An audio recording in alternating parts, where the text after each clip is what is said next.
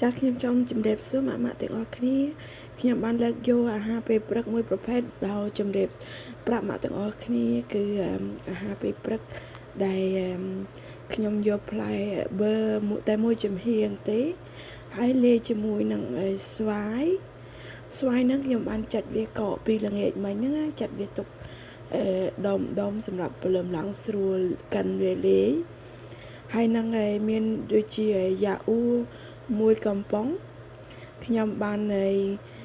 ដាក់3ប្រភេទនឹងចូលលាយជាមួយគ្នាទៅខ្ញុំយកយ៉ាអ៊ូដាក់ចូលទៅក្នុងប្រដាប់កិន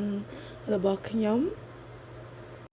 ហើយបន្តមកទៀតខ្ញុំបានដាក់ផ្លែប៊ឺហើយនឹងផ្លែស្វាយដាក់ចូលជាមួយគ្នាក្នុងប្រដាប់ក្លុកនោះទៅយើងដាក់វាចូលឲ្យអស់អញ្ចឹងទៅហើយក៏ខ្ញុំយកវាទៅកិនហើយមើលបន្ទាប់ពីកិនហើយពិតជាល្អមែនទែនហើយ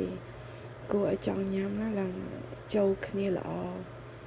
ហើយខ្ញុំបានរៀបចំយកឲ្យកូនខ្ញុំបានញ៉ាំឥឡូវបានដល់វគ្គយកមកឲ្យកូនស្រីរបស់ខ្ញុំញ៉ាំ